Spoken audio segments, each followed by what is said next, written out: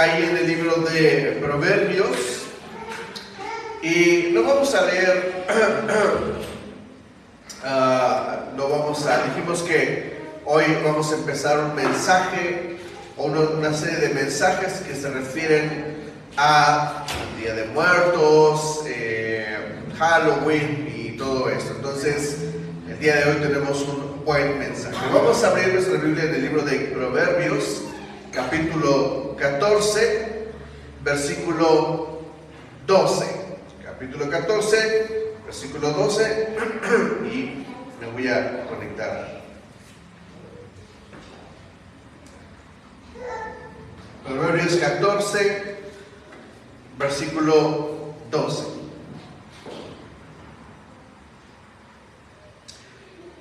Proverbios 14, versículo 12. Solamente vamos a leer este versículo. Dice así: hay caminos que al hombre le parecen rectos, pero que acaban por ser caminos de muerte. Te pido que lo leas conmigo a la de 3, 1, 2, 3.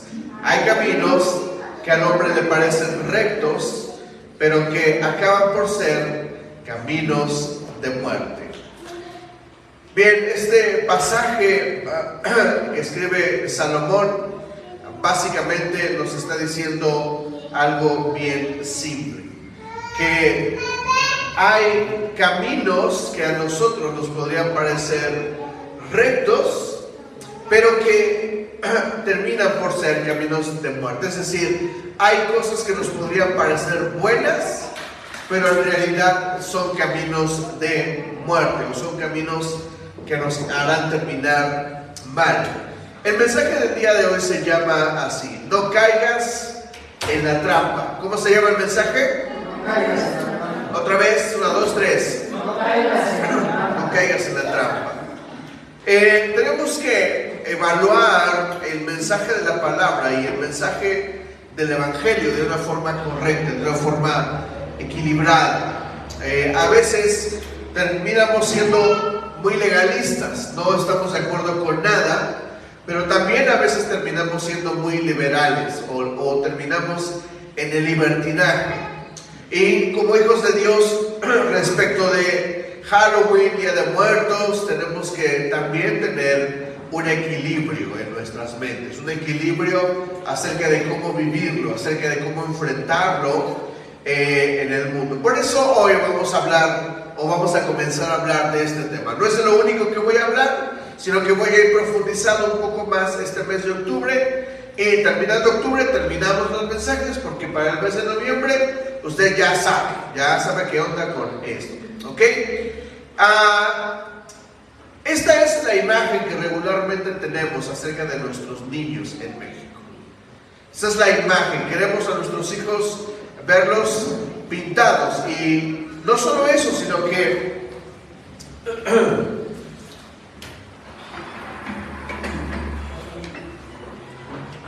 ahora es que estoy un poco enfermo y necesito estar tomando agua por la garganta. Ok, entonces les decía que esta es la imagen que tenemos de nuestros hijos. Y se nos hace bonito, ¿sí o no? Sí. ¿O se ve bonito? Sí. Claro, porque tiene muchos elementos. Dentro de ellos, dentro de algunos elementos que hay ahí, está el elemento de nuestra nacionalidad. Y pareciera que es como un 15 de septiembre, como un día cualquiera, porque es un día nacional en el que festejamos nuestras raíces. ¿Están de acuerdo conmigo? Sí. Pero dice Proverbios que hay caminos que al hombre le parecen rectos, le parecen buenos, pero no lo son. Por eso la Biblia también dice cosas como esta: hay de aquellos que a lo malo le llaman bueno, y a lo bueno le llaman malo. Es decir, no solamente está mal llamarle a lo malo bueno, sino también al revés, porque el problema es la confusión que hay. Entonces nosotros tenemos que comprender cuál es el alcance de que mi hijo se pinte así. ¿Por qué está bien o por qué está mal? Esa es la respuesta que tenemos que dar. Qué bonita camisa, Rubén. Esta es la chulea de semana pasada, ¿verdad? Porque tú haces la chuleta. ¿Cuánto? Hay caminos que al hombre le parecen rectos, pero que no lo son. Y nosotros tenemos que profundizar en esto. ¿Por qué está bien que mi hijo, que mi hija o que yo mismo me disfrace? ¿O porque está mal? Tengo que dar respuesta. George McDowell, uno de mis autores preferidos, él era un hombre, o fue un hombre ateo, un hombre estudioso. Él dice que en la universidad se encontró con los cristianos y le daba coraje que los cristianos siempre estaban riendo. Y entonces se encontró con una chica, tuvieron una discusión y él desde ese día se propuso derribar la fe cristiana. Entonces comenzó a hacer la mejor investigación de su vida, siendo estudiante aún, y luego comenzó a escribir a recopilar toda la evidencia acerca del cristianismo. Y cuando terminó se dio cuenta de que el cristianismo es una fe totalmente creíble, totalmente confiable. Entonces no estamos hablando de algo que no sea confiable. Entonces tengo que entender esto. Antes de leer la cita, necesito recordarle lo que hace tiempo prediqué cuando le hablé de la nueva vida en Cristo. La nueva vida en Cristo es eso, una nueva vida. ¿Una nueva qué? Vida. Y si yo tengo una nueva vida, significa que todo debería de ser nuevo. ¿Están de acuerdo conmigo? Un error que cometemos en la iglesia es no recordarle precisamente que cuando nos hacemos hijos de Dios, entramos a una nueva vida en Cristo. Y eso significa que todo lo que yo pienso se debe de renovar. Cosas que yo hacía ya no debo de hacer. Porque muchos piensan que el cristianismo solamente es dejar de decir groserías o dejar de tomar. Eso es lo más simple. Y no es solamente eso. ¿Saben cuál es el mayor problema de los cristianos? El mayor problema no es decir una grosería, no es tomar, no es fumar. Eso es lo externo. Miren, dentro de la iglesia se hicieron encuestas hace años, no me voy tan lejos, hace 2 o 3 años, y uno de los más graves problemas de la iglesia es la pornografía. No se ve, pero está de fondo, está escondida. Entonces, una gran cantidad de hombres y mujeres dentro de la iglesia ven pornografía. ¿Ese es el problema? No, ese no es el problema. Eso solamente es la punta del iceberg. ¿Saben cómo es el iceberg, no? ¿Saben? Todos sabemos que es un iceberg. Un témpano de hielo que está en el mar, en el polo norte o en el polo sur. Y estos icebergs solamente se les ve la punta. Lo que tú ves en un iceberg solamente es lo que se puede ver. Pero si tú te vas debajo del agua, te vas a dar cuenta de que el iceberg por debajo es gigantesco. Es monumental. Solamente se ve lo que se le puede ver, digámoslo así. Entonces, la vida del Hijo de Dios, digamos que es así, solamente es la punta del iceberg, lo que se puede ver. Por eso Jesús nos llama a dar frutos. Por eso cuando Juan el Bautista predicaba, les decía a la gente: den frutos de arrepentimiento, porque el fruto de arrepentimiento es el que realmente me revela lo que está pasando en nuestra vida.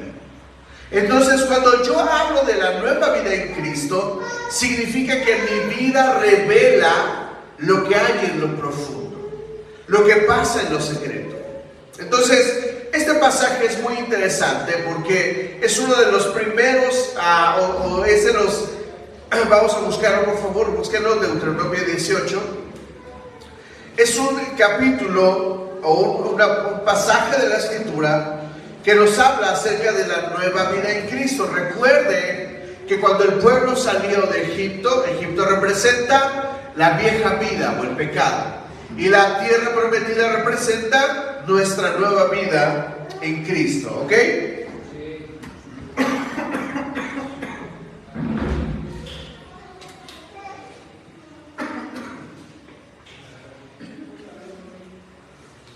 A ver si no se dice. Sí, 2, 3. quiero estarlas imitando. ¿Ahí me escuchan bien? Sí. Deuteronomio 18, versículos del 9 al 13, dice así. Se los voy a poner en la pantalla.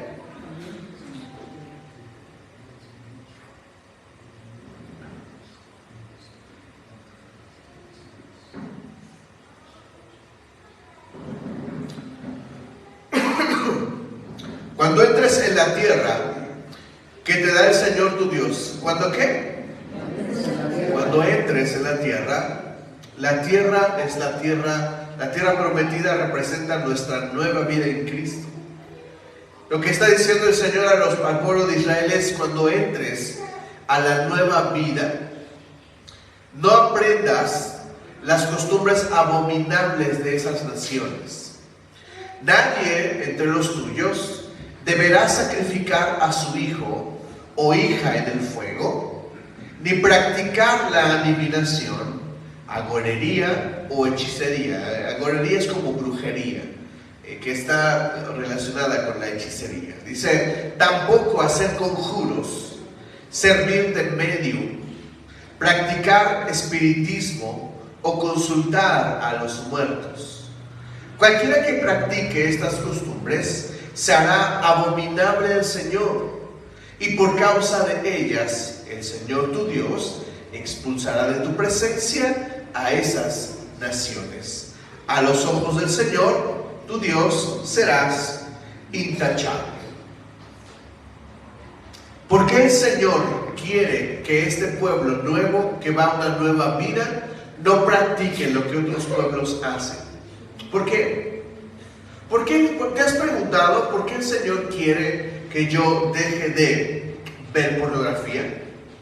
¿Te lo has preguntado? ¿Te has preguntado por qué el Señor quiere que deje de pensar en el adulterio? La semana pasada hablamos de eso. ¿Te has preguntado por qué el Señor quiere que dejes de rezar, por ejemplo? ¿Por qué está mal rezar? ¿Qué tiene de malo? Piénsenlo, ¿qué tiene de malo? Es una pregunta justa.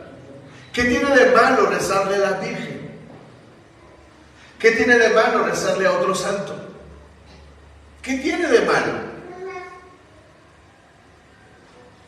El problema de involucrarnos en actividades que no son permitidas por Dios está directamente ligado a lo que Dios permite o no. Y si yo soy hijo de Dios y entré a la nueva vida en Cristo, ahora mi vida debería de ser como ¿qué? Como Dios manda. ¿Me entienden? Por eso tenemos que hacer a la iglesia conocedora de estas cosas. Miren, hace tiempo un pastor muy famoso, voy a decir su nombre, pero él estaba predicando acerca de Halloween, porque su iglesia está en Estados Unidos, o está ya cerquita del otro lado de Estados Unidos, y ellos están muy apegados a la costumbre de Halloween. Y a él se le ocurrió decir que ¿por qué los cristianos no se disfrazan y salen a hacer la actividad que se hace en Halloween, trick or treat? Y después de que él dijo eso, todo el cristianismo de todos los pastores líderes de México se le fueron encima por andar diciendo que los hijos de Dios deberíamos de practicarlo. Pero ellos no lo ven mal. Pero yo tengo que definir si le estoy llamando a algo malo bueno, porque hay caminos que al hombre le parecen rectos o buenos, pero son caminos que llevan a la muerte. Entonces tengo que preguntarme, esto es bonito, pero ¿es bueno? ¿Es bonito? Sí. La pregunta que me tengo que hacer no es si es bonito, porque a Dios no nos está llevando hacia preguntar si algo es bonito o no. ¿Es bonito? Por supuesto que sí. Ay, mírala, su calaverita. Ay, mírala, hasta los ojos están pintados en negro, ¿ya vieron? Sí, hola, bienvenidos.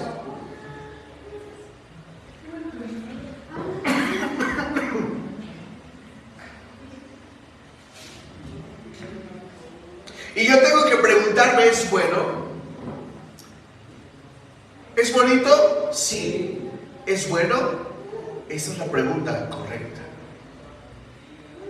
Y después de saber si es bueno o no, tengo que responder, ¿por qué? ¿Por qué es malo? ¿Por qué es malo rezar? ¿Por qué es malo cada 28 del mes ir con San Juditas? ¿Qué tiene de malo? Todos nos preguntamos, pues es que haces tráfico, brother, ¿cómo no va a estar malo? Eso no es lo único malo. Eso es lo externo, es la punta del iceberg. Miren, todos llamamos a esas personas fieles y usamos palabras como fieles, devoción. Esas palabras son buenas y esas personas son fieles y son devotos. ¿Se oye bonito? Sí. La pregunta no es si se oye bonito o si se ve bonito. La pregunta que tenemos que responder es si está bien o está mal. Y si está mal, ¿por qué? Tenemos que responder a esas preguntas. Entonces, este pasaje dice que no debe de haber entre nosotros, que no debemos de recoger las prácticas que cometen los pueblos que no son del pueblo de Dios. ¿Por qué no lo puedo hacer? Bueno, porque ahora soy hijo de Dios. Y si soy hijo de Dios, ahora debería de vivir bajo el código de la Biblia, no bajo el código del mundo. Por eso tengo que comprender que tengo una nueva vida en Cristo. Y mi nueva vida en Cristo no tiene su identidad en mis costumbres. Mi nueva vida en Cristo tiene identidad en la Biblia. Ahora vamos a profundizar un poco más. Este pasaje nos dice qué es lo que no deberíamos de hacer, pero no nos dice por qué. El siguiente pasaje que vamos a ver sí nos dice por qué. Hebreos 9:27, ¿qué dice?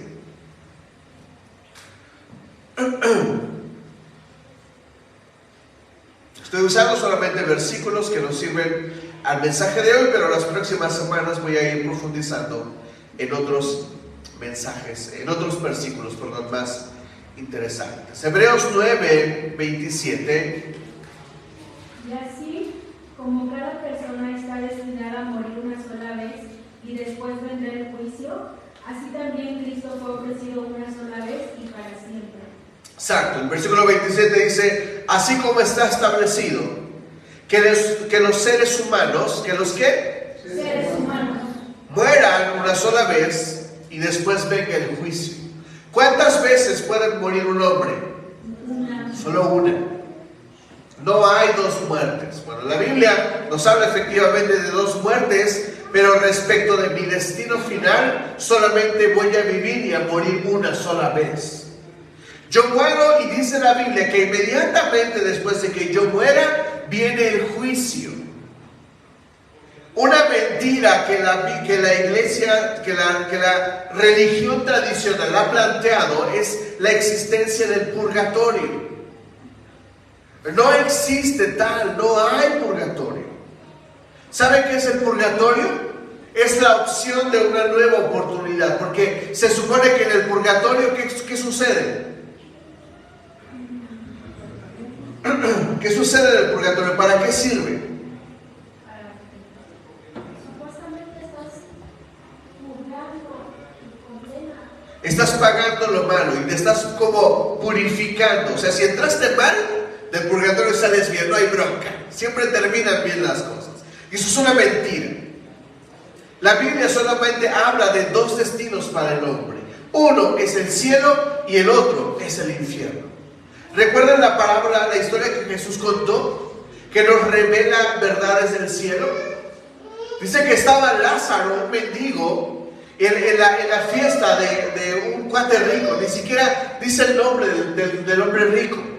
Y dice que estos dos murieron y que de repente el hombre rico se encuentra, de lejos puede ver a Lázaro el rico en el cielo. ¿Sabías que hay dos cielos y dos infiernos? ¿Sabías que la Biblia llama a un primer cielo el lugar a donde vamos y un primer infierno? El infierno ya está declarado para nosotros si terminamos en el infierno. Pero hay una pared que divide, por eso dice el rico que hay una gran barrera, una gran montaña, una gran cima que no puede ver.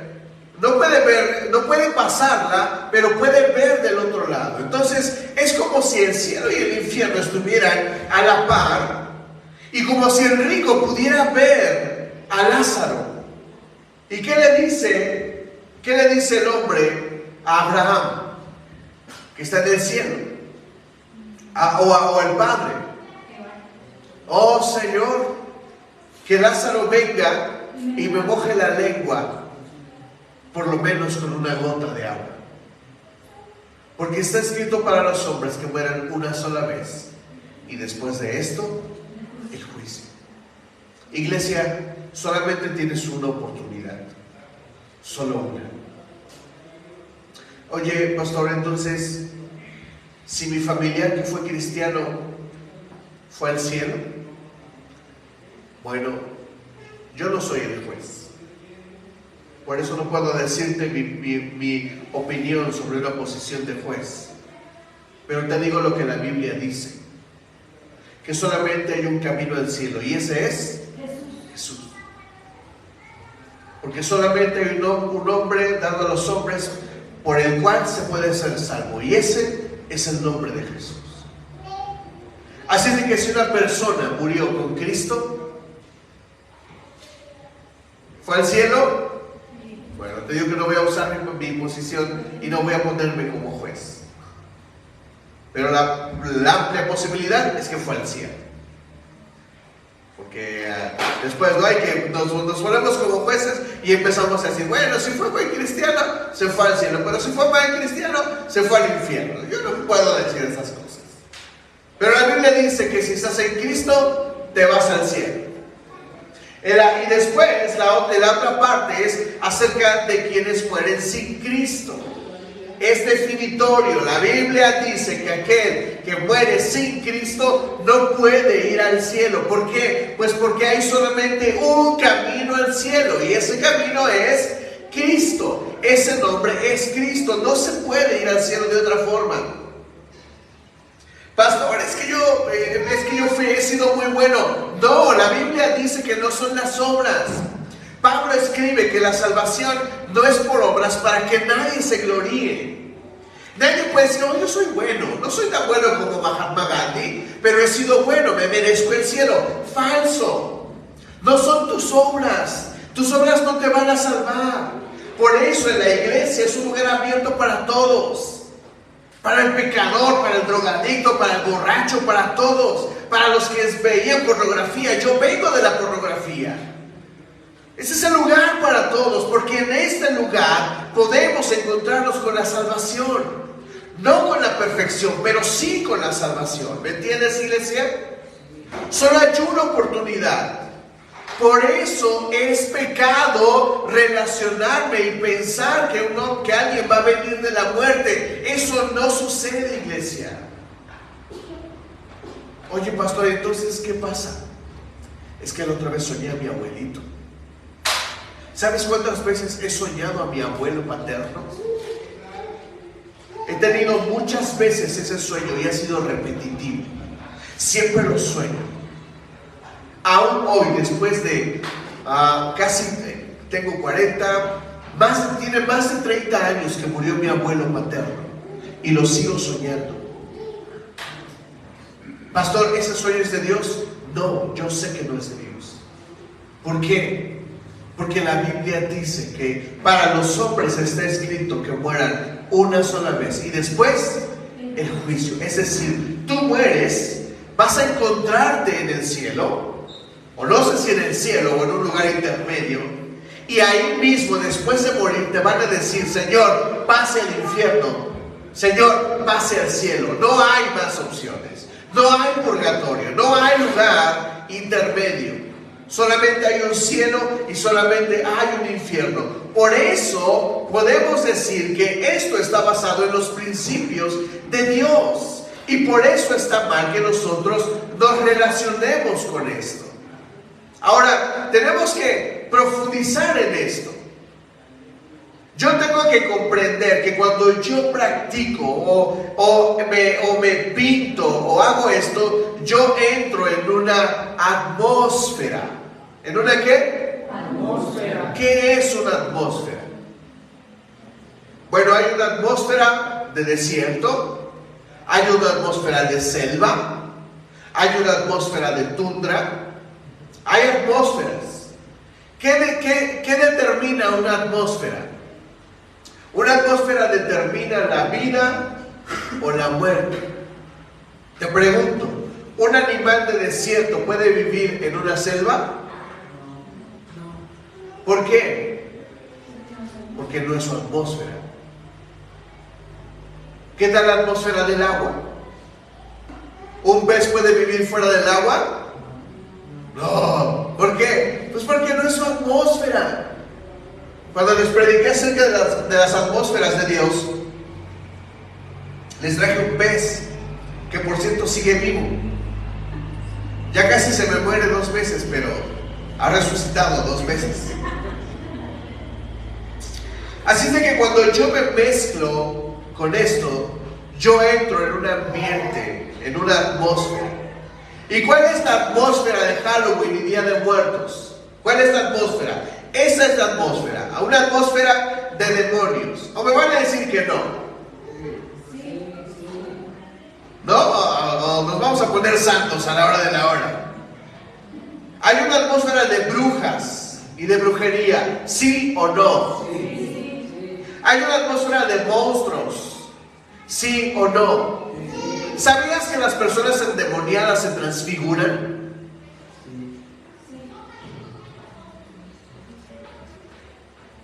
Un día vamos a hacer una dinámica y te voy a traer a personas que han tenido episodios de liberación de personas y han visto cómo personas se transfiguran, se ponen verdes, les salen unas lenguas gigantescas, pueden romper cadenas, porque un demonio es lo que puede hacer. Hay un ambiente de brujería, ¿sí o no? Sí. Hay un ambiente de sacrificios, ¿sí o no? Sí. ¿No es esa fecha, según las estadísticas, la temporada en la que más animales desaparecen? Yo vengo del pueblo y para mí no es desconocida la brujería. Un día como jóvenes nos reunimos varias iglesias, un grupo de jóvenes, y nos propusimos subir un cerro en una región que se llama Zumpango. Zumpango es una región famosa por la brujería. Y cuando subimos allá arriba, lo primero que vimos fue un altar de sacrificios. Había sangre y había huesos de animales. Había una estrella de 5 picos. Un ambiente de brujería. Ahí nos pusimos a orar. Para orar por contra la brujería. Porque la brujería existe. ¿O me vas a decir que no? Hay magia blanca. No sé qué tenga de blanca, pero hay brujería blanca. Y luego hay brujería negra. Ay, ¿en serio? El ambiente es de oscuridad. ¿Qué dice 1 Corintios 15:55?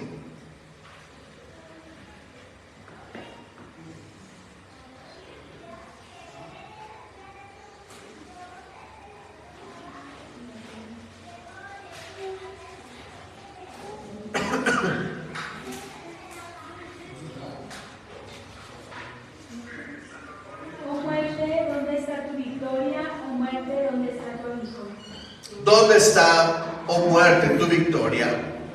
¿Dónde está, oh muerte, tu aguijón? La muerte es un enemigo de Dios. Muchos hoy magnifican a la muerte y tienen un altar a la muerte. ¿Algunos lo han tenido? Nosotros conocimos a una chica que tenía una muerte del tobillo. Se la estampó ahí. Y ella decía, de su propia boca lo decía, que había ocasiones de tormento donde la Santa Muerte le salía del pie y la atormentaba. La muerte es un enemigo de Dios. Y si la muerte es un enemigo de Dios, significa que cuando yo me relaciono con eso, yo estoy cambiando de atmósfera y me estoy relacionando con lo que no es de Dios. De Dios es la vida, ¿sí o no? ¿No nos llamó Dios a vida? ¿No nos llamó Dios a vida en abundancia? Entonces la pregunta es, ¿por qué te relacionas con la muerte? Dime. Si tú lo haces, está chévere, pero mi pregunta es, ¿por qué? ¿Por qué te relacionas con ella? ¿Qué tiene la muerte que no tenga Dios si Dios la derrotó en la cruz del Calvario? Si Jesús resucitó. ¿No es Jesús el que resucitó muertos? ¿No es Jesús el que sigue resucitando muertos? Porque si piensas que las historias de resurrección se han acabado, yo te digo que no. Cuando era niño había una película bien famosa cristiana que se llamaba así, Ropa Nueva para Felipe. Era una película muy famosa porque se trataba precisamente de un joven que había muerto y que había resucitado. Porque Dios sigue resucitando muertos. Pero aún así, si vivimos, Jesús mismo dice, el que cree en mí, aunque esté muerto, vivirá. Porque de Cristo es la vida. ¿De quién es la muerte entonces? Del diablo. Pastor, ¿has visto a la muerte? Sí. Te lo cuento rápido. Una vez a mi hermano le empezaron a salir granos en la boca. Y los granos se comenzaron a meter hacia adentro, en su garganta. De manera que empezó a costarle trabajo respirar. Ese día lo dejamos en casa, acostadito, que no le pasara nada, ya lo habían llevado al médico. Y yo fui con mis primos a su casa porque estábamos viendo películas. Y yo estaba ahí sentado viendo la película, cuando de repente escuché la voz del Espíritu Santo que me decía, ve a orar por tu hermano. Yo seguí viendo la película como si nada porque se me hizo extraño. Yo no estaba muy acostumbrado a escuchar de esta forma la voz de Dios. Y volví a escuchar la voz de Dios que me dijo, ve a orar por tu hermano. Pero la tercera fue esta voz, ve a orar por tu hermano porque lo van a matar. Me salí, les dije ahorita vengo, tengo que ir a arreglar un asunto. Llegué a mi casa. Cuando vi a mi hermano ya estaba con complicaciones. Y en esa ocasión cerré los ojos para orar por él. Y cuando cerré los ojos frente a mí, vi a la muerte. ¿Y cómo es, pastor? ¿Cómo es? Así como la pinta. Capucha negra. Bueno, esta cosa negra, túnica negra. Su guadaña.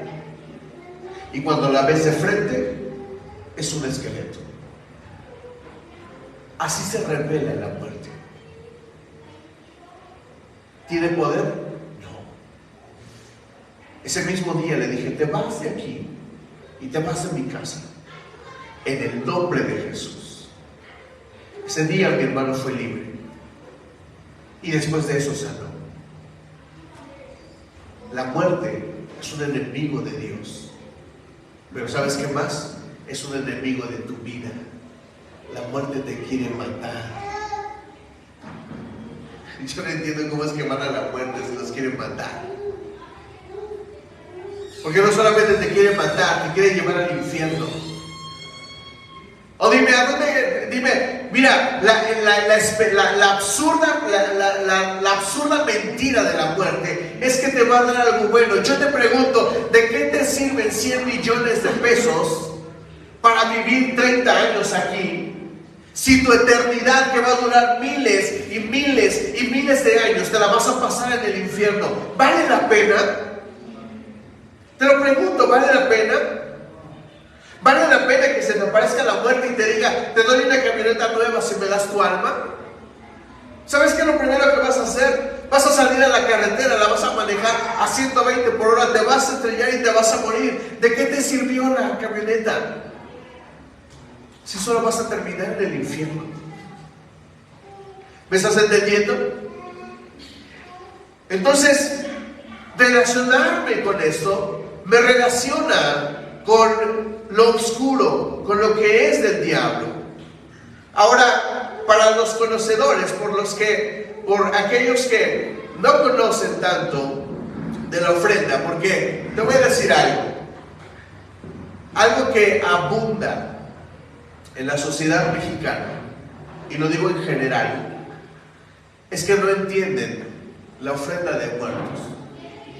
Solamente piensan que es algo que vino de nuestros antepasados. Te voy a poner en contexto.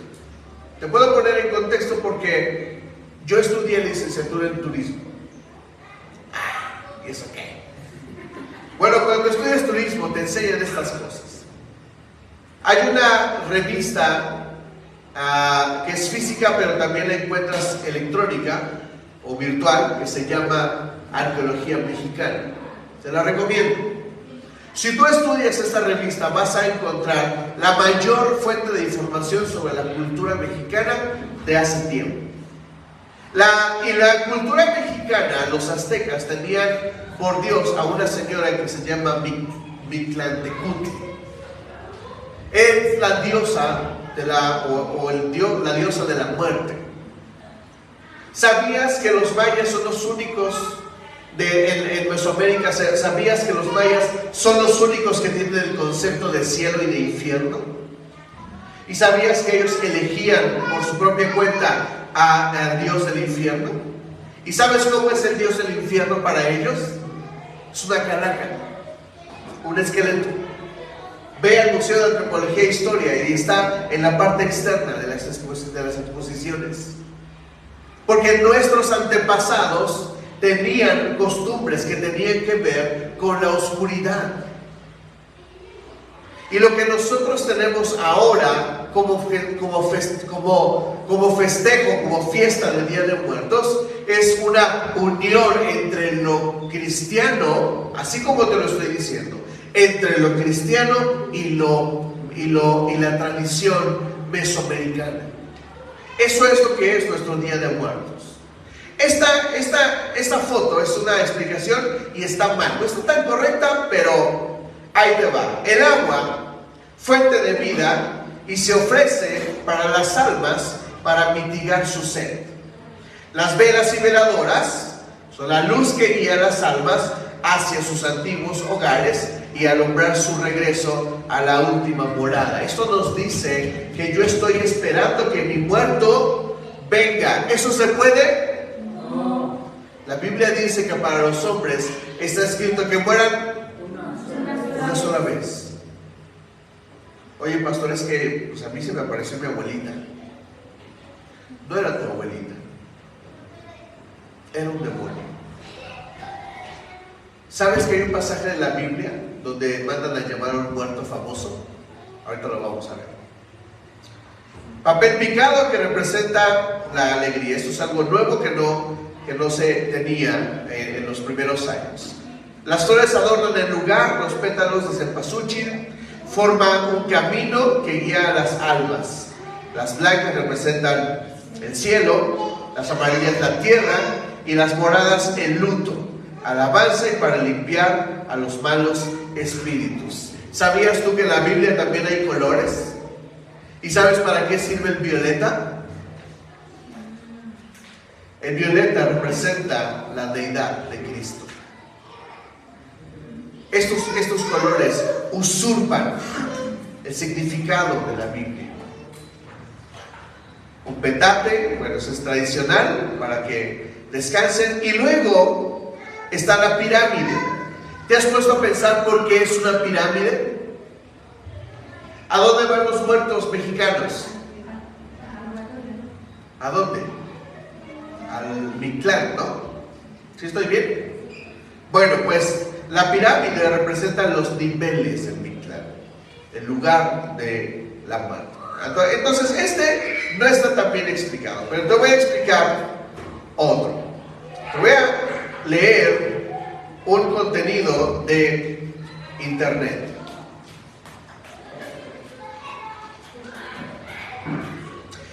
Este contenido está en la revista Arqueología Mexicana, precisamente.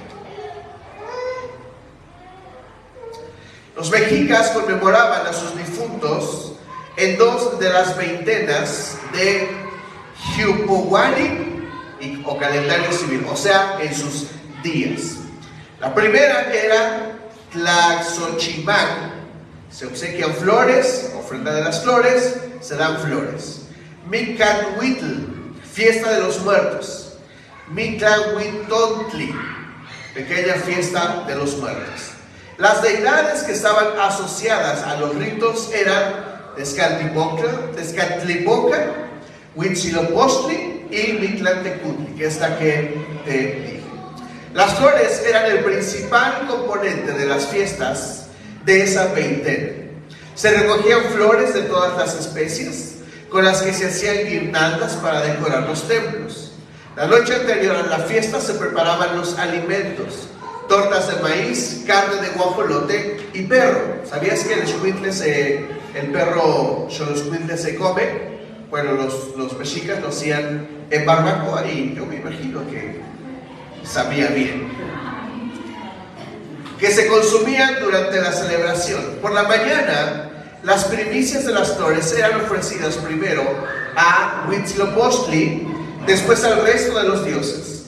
Por la tarde se realizaba una danza en la que participaban jóvenes y guerreros. Estos últimos bailaban con las ahuenime, o sea, prostitutas. También se llevaba a la ciudad un tronco grueso al que se le llamaba xocotl, fruto. Era recibido por las mujeres de la nobleza, y una mujer que personificaba a Toxiteteo Inman y se colocaba en el templo mayor.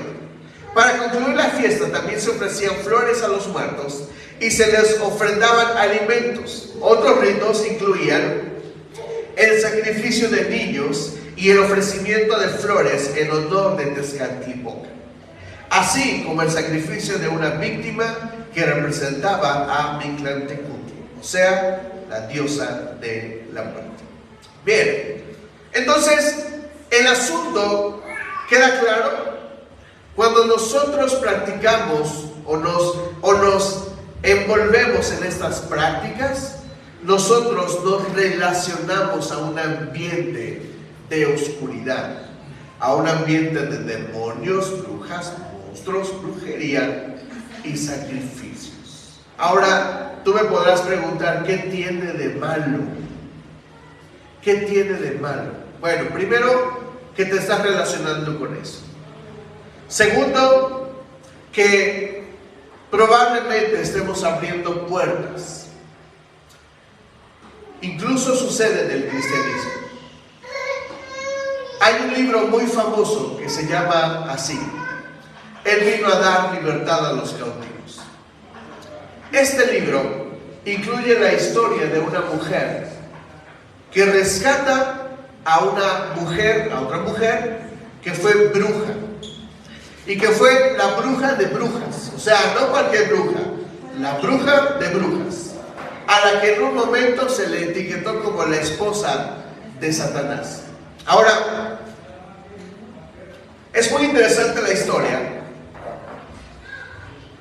y yo no sé si es real o es falsa. Lo que sí te puedo decir es esto: cuando yo leí ese libro, me pasó esto. En una noche estaba acostado boca abajo y alguien vino, me tomó por los hombros y me sacó de mi cuerpo. Así como te lo estoy diciendo. Me sacó de mi cuerpo y me hizo pasear por mi casa, y traspasé las paredes y llegué al cuarto de mis papás. Luego regresé. Esto me sucedió no una vez, me sucedió varias veces. Yo era cristiano. De hecho, estaba pasando un buen tiempo con Dios. De lo que me di cuenta es que me estaba envolviendo en prácticas que no estaban correctas. Porque lo que me pasó es algo que también sucede en la Biblia, Pablo lo cuenta. Pero no es algo que sea de Dios. Escucha esto, iglesia. Cuando yo me relaciono con cosas que no son de Dios, yo abro puertas. Yo le digo al diablo, pásale, estás en tu casa, haz lo que quieras. Somos cuates. Ah, ¿somos cuates? Sí, somos cuates. Haz lo que quieras. Hoy quiero hablarte, para terminar este mensaje, no caigas en la trampa. Quiero hablarte de la trampa en la que cayó precisamente Saúl.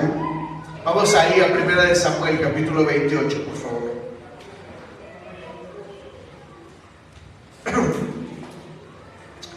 1 Samuel, capítulo 28.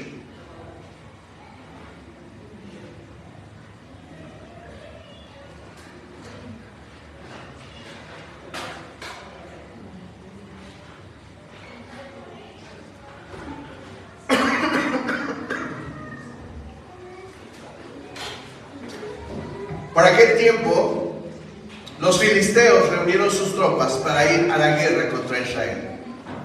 Por lo tanto, Aquis dijo a David: quiero que sepas que tú y tus hombres saldrán conmigo a la guerra.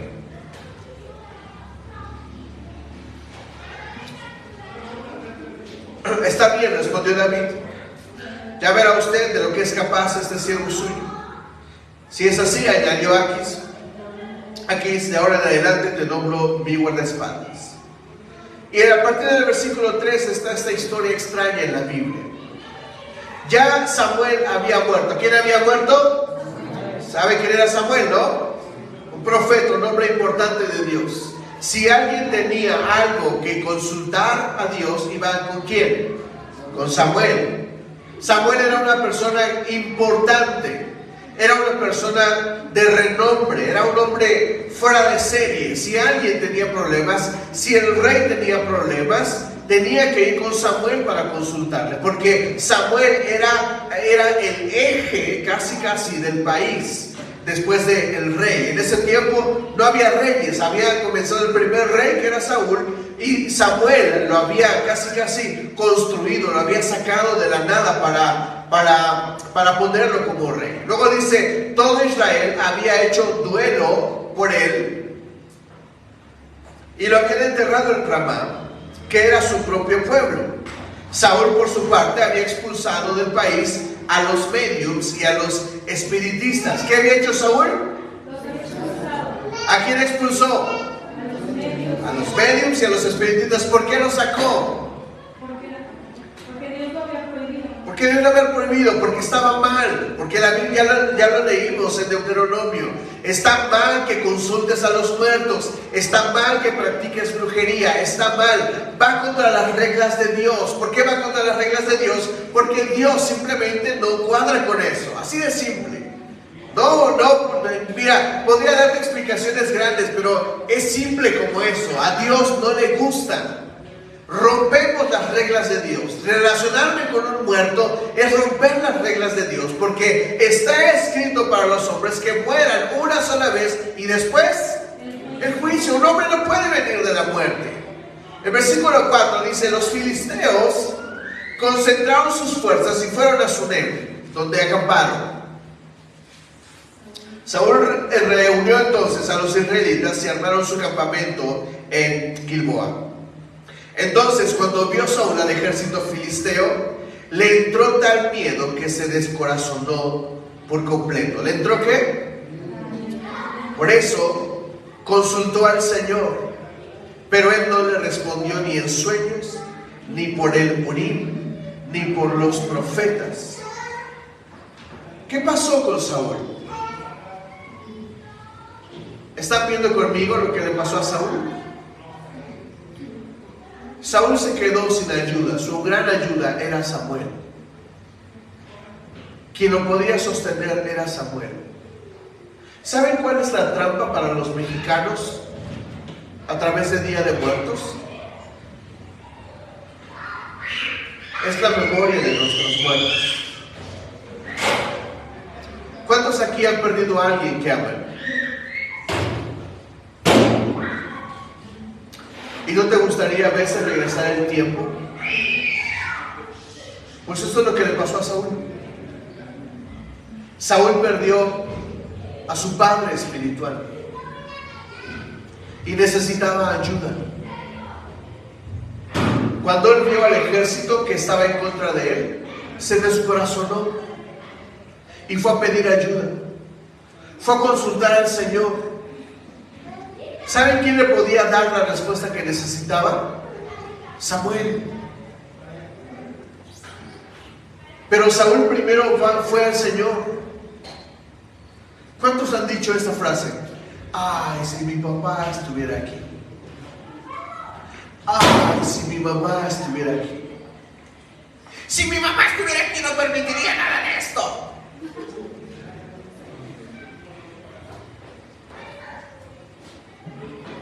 Incluso a veces somos chantajistas. Porque cuando llega el Día de Muertos, entonces sí nos acordamos del que se murió. Pero todo el resto del año, nada. El absurdo es que queremos vivir lo de nuestros muertos cuando ya están muertos, pero ellos ya se fueron. ¿Sabes qué es un absurdo?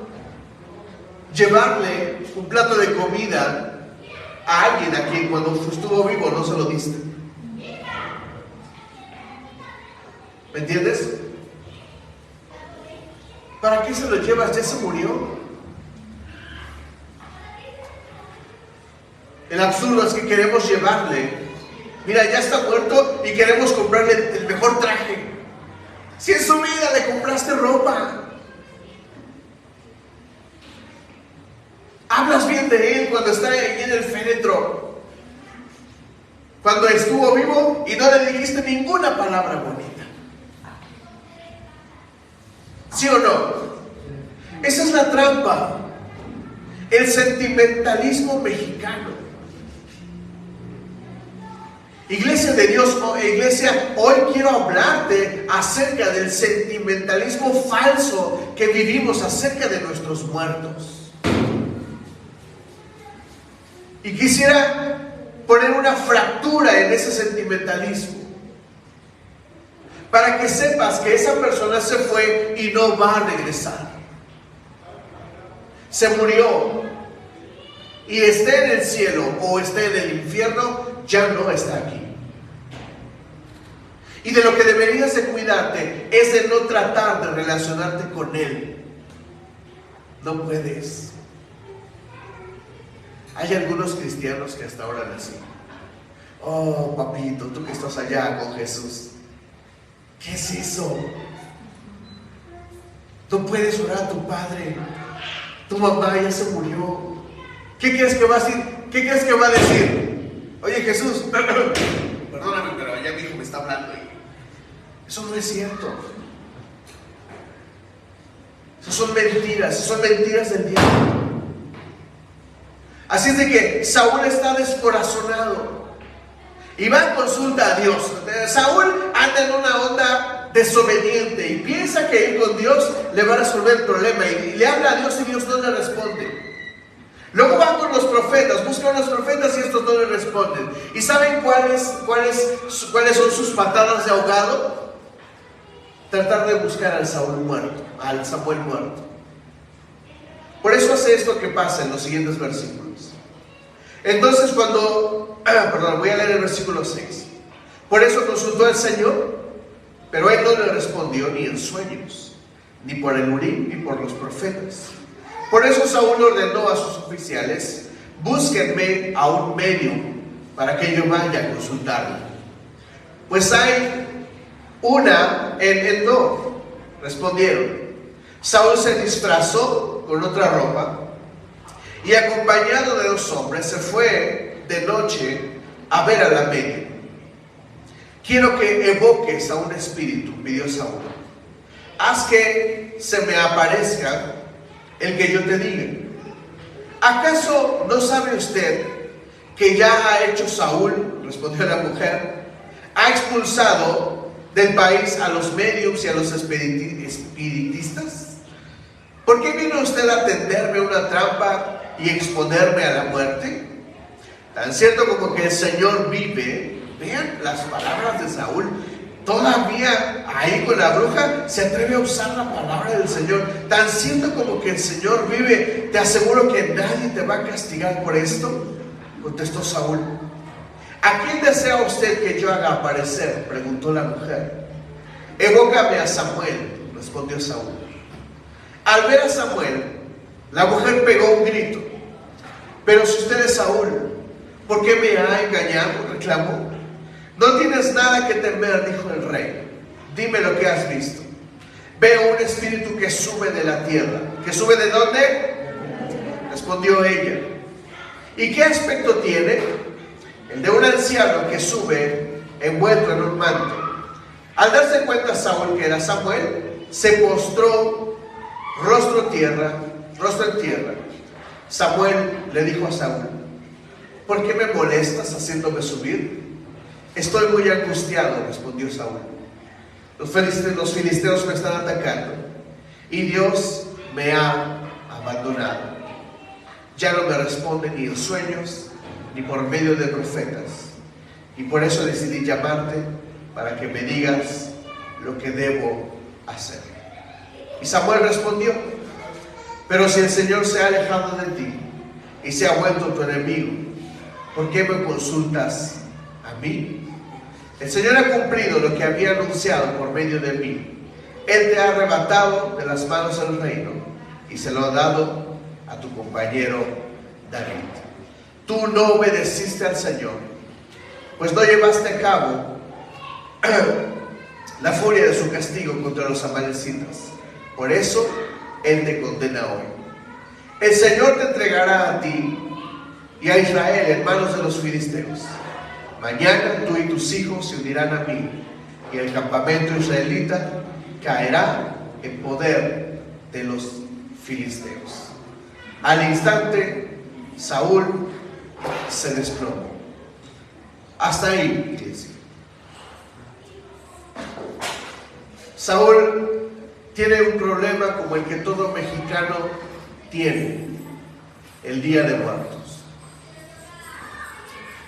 Mi familia, escucha esto, mi familia cristiana se ha atrevido a preguntarme, ¿por qué no le llevo flores a mi papá el Día de Muertos? Y yo solamente le respondo: pues porque mi papá no está ahí. Espero que mi papá esté en el cielo, pero mi papá no está ahí. Mi papá ya se murió. ¿De qué me sirve a mí gastar 500 pesos en flores si cuando estuvo vivo no lo honré como debía? Porque saben, si hay algo que sé, es que fui un mal hijo y no honré a mi padre como debía. Y el falso sentimentalismo a veces quiere invadir mi vida, mi mente. No caigas en la trampa del sentimentalismo, iglesia. Y tampoco caigas en la trampa en la que cayó Saúl. Esas son las frases que decimos nosotros. Ay, qué bonito. ¿De qué te vas a disfrazar, hija? ¿De qué te vas a disfrazar, hijo? Ay, bueno, pero no me disfrazo de bruja. Si quieres me disfrazo de Winnie Pooh. Ay. ¿Por qué crees que es diferente? Dime, ¿qué lo hace diferente? ¿Que Winnie Pooh es bonito y gordo? Es lo mismo. Es exactamente lo mismo. Me estoy relacionando, me estoy ligando, estoy siendo emocionalista. Ay, pues es que yo acostumbraba recordar a mis muertitos. Tus muertitos ya están muertitos. Ya no viven aquí. Iglesia, si algo debería de hacer es dar en vida, en vida, en vida.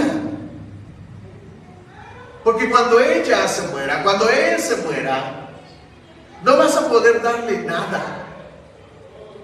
¿No dice así la Biblia? Asegúrate de hacer lo que puedas ahora, en este tiempo, porque a donde vas, no hay nada que se pueda ganar. Así dice la Biblia acerca de la muerte. Dice que lo que tengas que hacer aquí, hazlo aquí, porque cuando las cosas se acaben para ti o para otro, allá no hay vida, no hay casas que construir, no hay nada para hacer, no hay nada para ganar. No caigas en esta trampa tonta del sentimentalismo. Ay, es que míralo, llora si le digo que no se va a vestir. Ay, sentimentalismo. Ay, es que todos sus amigos se van a disfrazar menos ella. Ay, sentimentalismo.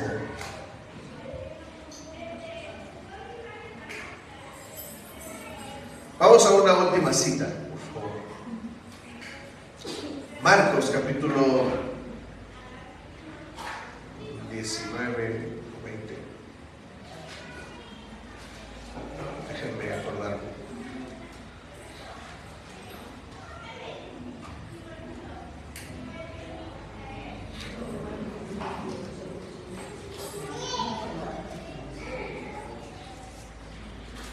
Marcos 9.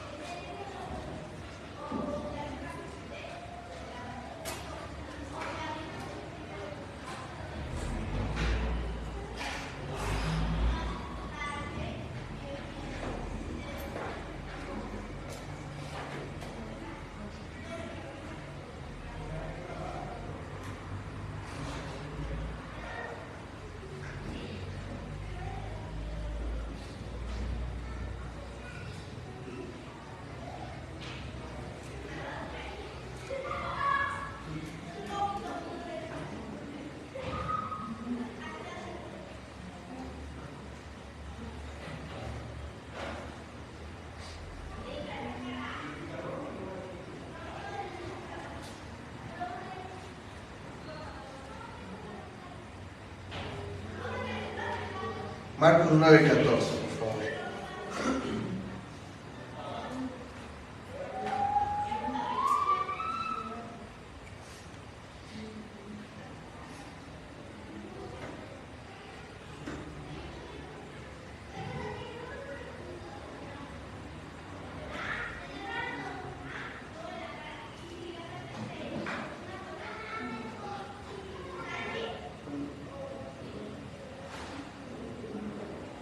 Marcos 9, versículo 14.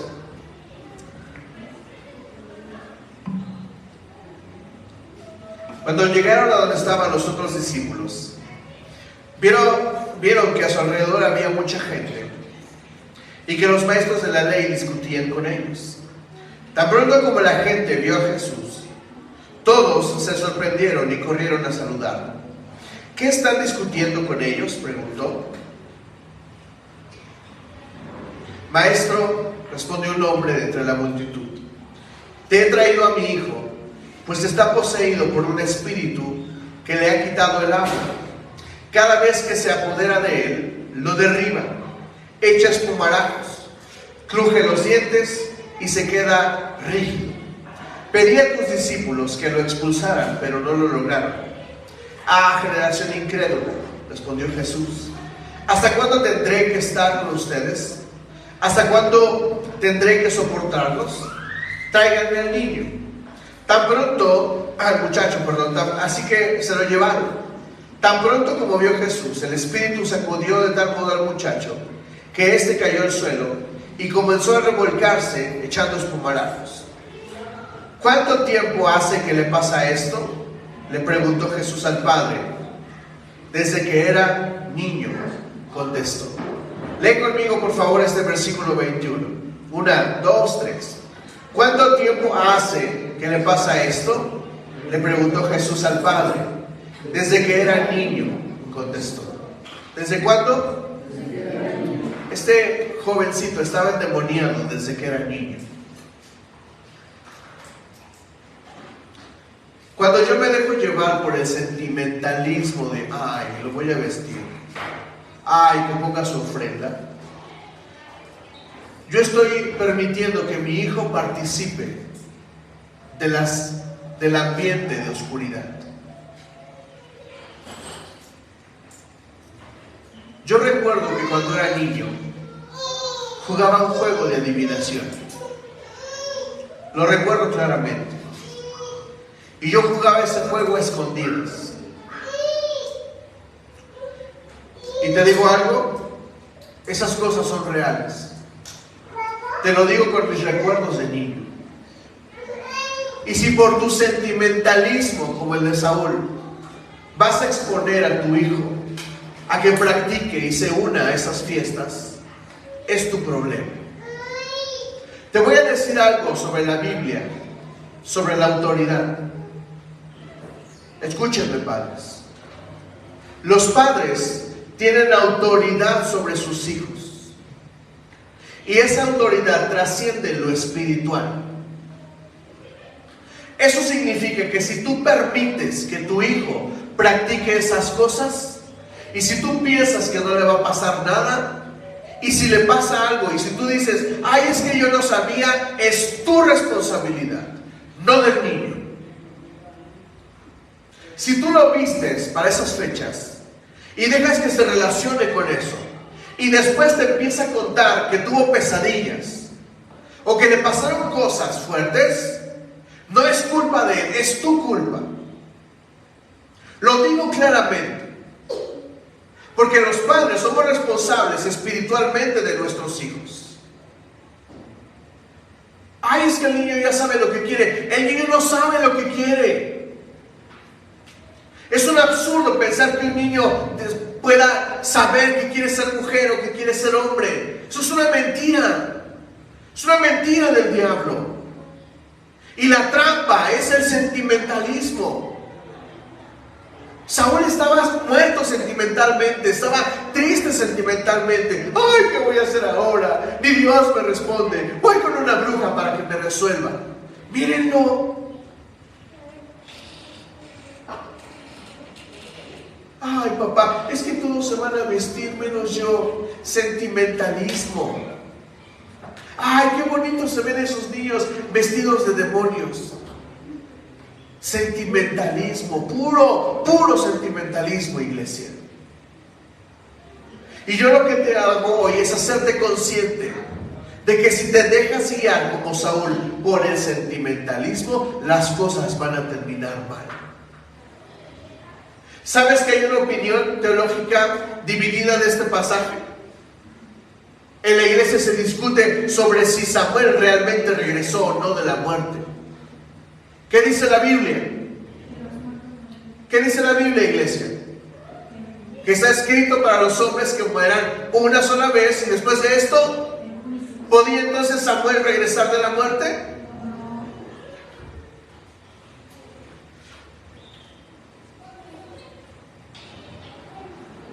La Biblia dice que si jugamos con fuego, nos vamos a quemar.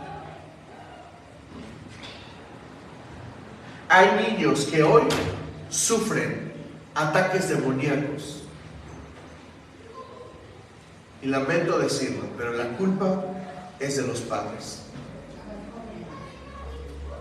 ¿Te acuerdas de hace años cuando salió el anuncio de que Goku daba ataques epilépticos? Y todos decían, no es cierto. Pues sí, es real. Es real, iglesia. Padres, no caigan en el sentimentalismo,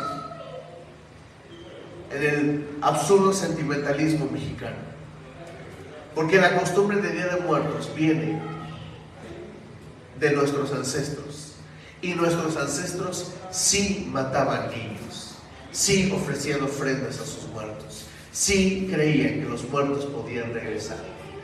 ¿Y sabes qué creo? Que vivían ambientes espirituales bien oscuros. Y nosotros absurdamente queremos traerlos hoy.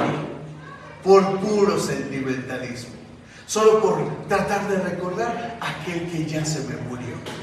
Te digo algo, si quieres honrar a esa persona muerta, esfuérzate, trabaja, honra su memoria. ¿Sabes cómo recordamos a mi papá? Nos sentamos a la mesa, platicamos y hablamos de él. Es todo. A veces la forma de recordar a mi padre es hacer una oración y decirle al Señor: Señor, me acuerdo de mi papá. Gracias por su vida. Es todo. ¿Se puede hacer? Sí. ¿Qué tiene de malo recordar a mis muertos? ¿Tiene algo de malo? No. ¿Tiene algo de malo hablar bien de mis muertos? No tiene nada de malo. Pero es un absurdo pensar que va a venir a comer algo que le pongo. Y si lo ves, y si se te aparece, son demonios. Eso fue lo que se le apareció a Saúl, un demonio. Porque fue con una bruja. Y lo que practicó fue adivinación. Por sentimentalismo, no vayas a acabar en las cartas o la lectura del café. Ay, se me rompió el corazón. Léeme las cartas y me hago bueno, por el amor de Dios. ¿Y sabes qué es lo absurdo? Que a veces la misma adivina te dice lo que ya sabías de parte de Dios. La regaste. Estás en mal camino. A alguien te lo está sonsacando. Puro sentimentalismo, iglesia. Iglesia, abandona el sentimentalismo. Los muertos están muertos, no van a regresar. Abandona el sentimentalismo, iglesia. Tus hijos son tu responsabilidad. Y si tú dejas que se relacionen con las tinieblas, mal van a terminar por tu responsabilidad, no de Dios. Tu responsabilidad, porque tú eres responsable de tus hijos delante de Dios. Y si Dios de algo te va a pedir cuenta, será de tus hijos. ¿Me entiendes, iglesia? Ponte de pie y vamos a dar gracias al Señor.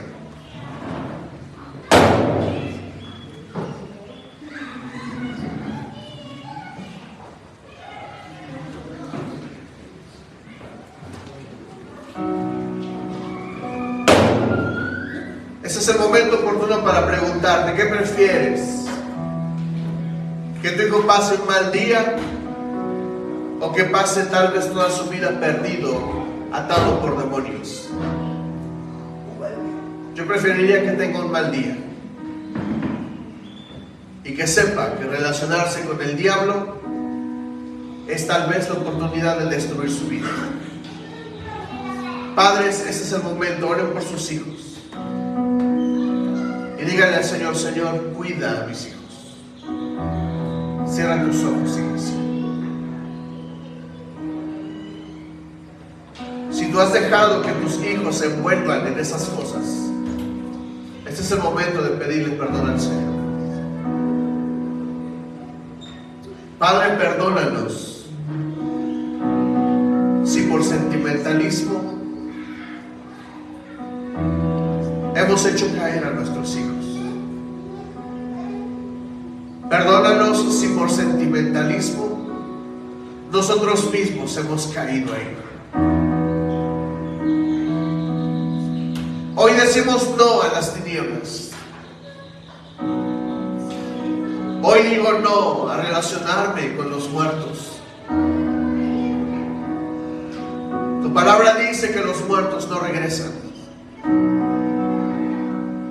Tu palabra dice que los muertos no vuelven. Señor, y si el diablo nos atormenta el día de hoy, Señor, poniéndonos de tu lado, reprendo al enemigo en el nombre de Jesús. Toda obra del diablo que se esté preparando para la iglesia en las próximas fechas es deshecha en el nombre de Jesús.